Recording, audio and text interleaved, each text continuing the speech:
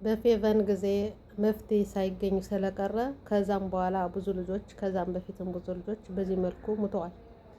አሁን ደግሞ እናት ሆኖ እንደዚህ አይነት ቆራጥ ይሆናል ብዬ እንትን አለም። ያነ አባት አይደለም ሀነ ስሙ እንጀራ አባት ተብሏል። በነገራችን ላይ እንደዚህ አይነት ቆራጥ ጨካኝ የሆነበት ምክንያት ምን እንደሆነ ልንገራችሁ። ፍርድ ተሰጠ ተብሎ ወሬ ተወርቶ ፍርዱ ሲሰጥ ህዝቡ አለማየቱ።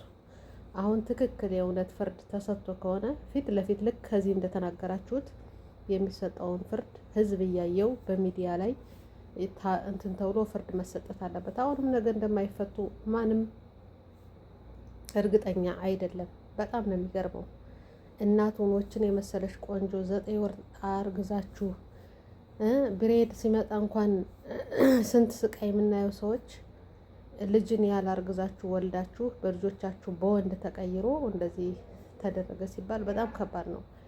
ለቤተሰቦቻቸው እናት ለሆኑ ሰዎች እናት ልጅ መሆን ለኔ ልጅ ስላልሆነሽ አለም እናት ሲኮን ብዙ ነገር አለ። የነሱ ግን ምን እንደሆነ ባላቅም ለነሱ መጽናናትን እመኛለሁ። የነፌቨን የስንቶቹ የሆነሽ አንዲት ልጅ ደግሞ በኦሮሚያ ክልል በየሀገሩ እየደረሰ ነው ያለና አሁንም ቢሆን ፍርድ ተሰጥቷል ተብሎ ከሚዲያ ከማውራት ይልቅ ፍርዱ ሲሰጥ ማየት እንፈልጋለን። እንደ እህት፣ እንደ እናት፣ እንደ ሰው ፍርዱን እያየን ፍርድ እንዲሰጥ እንፈልጋለን። ይሄ ዝም ብሎ አርሲ ኩርሲ የሚባለው ነገር ማንንም አይጠቅምም፣ ማንንም እንትን አያሳምንም።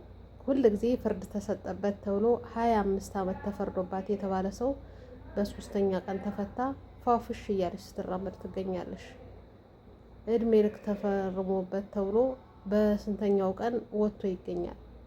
ይሄ ነገር መሆን የለበትም። አዋጅ እንኳን ሲመጣ የምህረት አዋጅ እንኳን ሲመጣ ለገዳዮች ለእንደዚህ አይነት ጨካኖች ምህረት ማድረግ አይፈለግም። ተደጋጋሚ እየሰሩ እየገቡ ተደጋጋሚ እየደፈሩ እየገቡ እየታሰሩ የሚፈልጉትን አድርገው እስር ቤት ትንሽ ቆይተው አገግመው ከጭንቀታቸው ወዲያና ወዲህ አገኙኝ አጡኝ እያሉ ከሚጨናነቁ በተራመዱ ቁጥር ከእስር ቤት በህግ ስር ሆነው የኖርማል እንቅልፋቸውን ተኝተው ሰዓታቸው ሲደርስ ይወጣሉ። እሱን ነው ያሰቡት።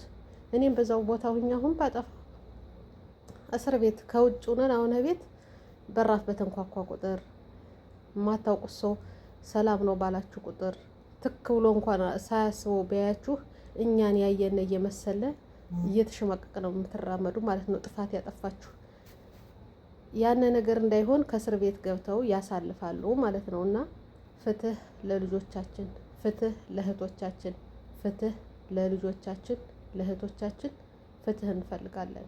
ህፃኖች እንደ ልባቸው ተጫውተው ባርቀው ምንም ሀሳብ ሳይገባቸው የመግባት ይልቅ ባልተወለድን ኑሮ እያሉ የሚሳቀቁበት ጊዜ መሆን የለበትም።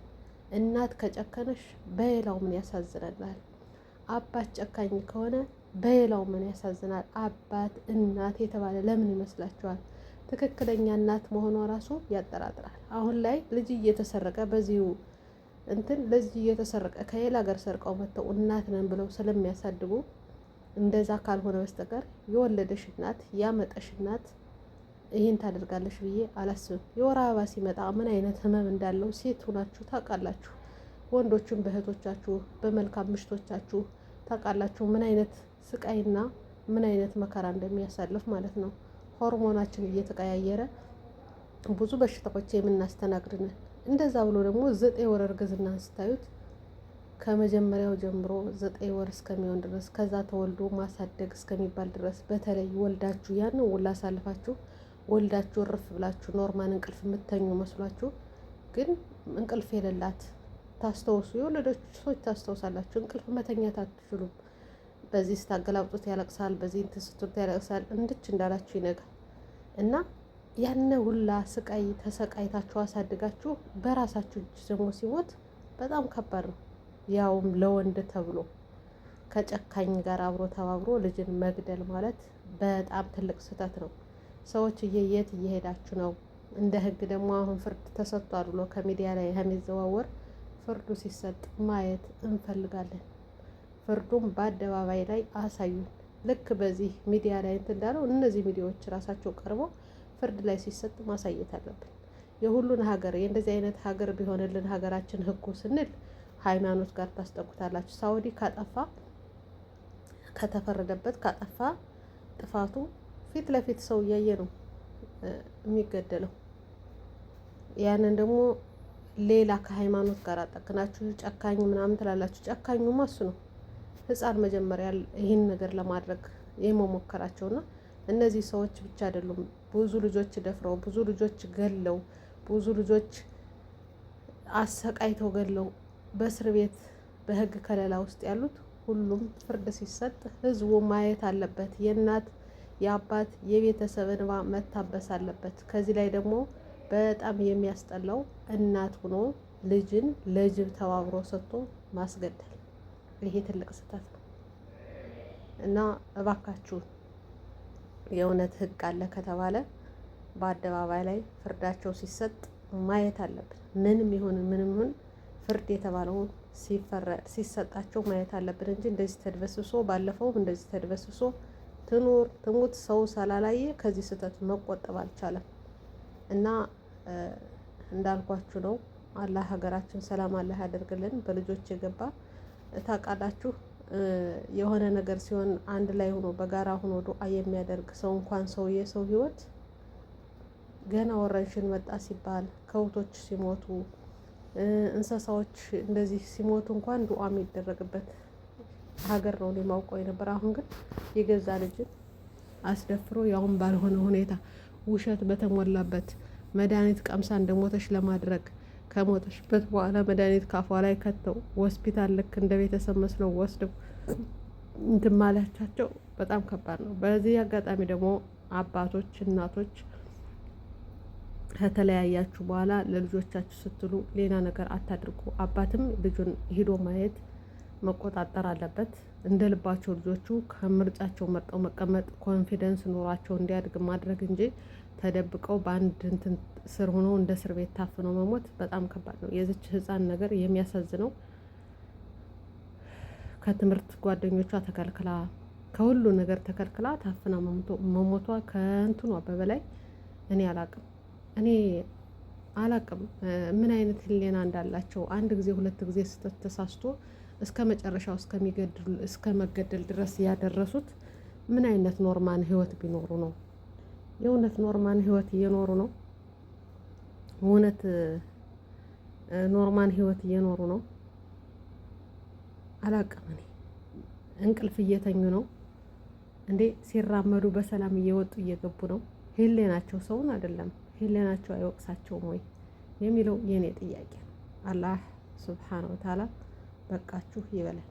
በእንደዚህ አይነት ያለውን ጩኸት በምንም ይሁን በምንም ያለውን ነገር አላህ ያንሳለን። እንደ ህግ አካል ደግሞ እባካችሁን ህጉን ተግባር ላይ አውሉት። ሰው ሁል ጊዜ እያለ ሁል ጊዜ በሀዘን ላይ መኖር አያስፈልግም። ፍትህ አላህ ያምጣልን። አላህ በቃችሁ ይበላል።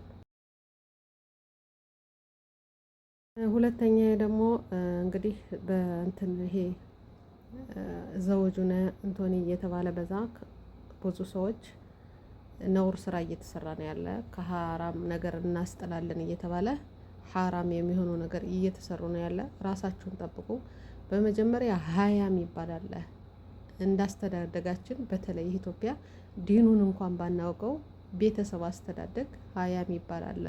ትልቅ ሰው የማክበር እጮኛ ታጭተሻል ባልመቷል ሲባል እንኳን ምናፍር ለመናገር የማንችል ይሄን ደግፌው አይደለም። በነገራችን ላይ ደስታችን ማስባረቅ ግን በዚህ ያን አተዳደግ ቀርቶ አሁን የፈጠጠ በአደባባይ በብር ባል ይገዛል ብላችሁ አምናችሁ በኮንፊደንስ ገብታችሁ በቲክቶክ ሰበር እኔ ትዳር ፈላጊ ነኝ እንኩ ስልኩን ያዙና እና ምረጣት ነው ምረጣት ነው ስልክህን ያዝና በውስጥ ከተገባባችሁ እኔ እንትን ለሆናችኋለሁ እኔ እንደዚህ እላችኋለሁ እየተባላችሁ የምትገቡ ሰዎች ተጠንቀቁ።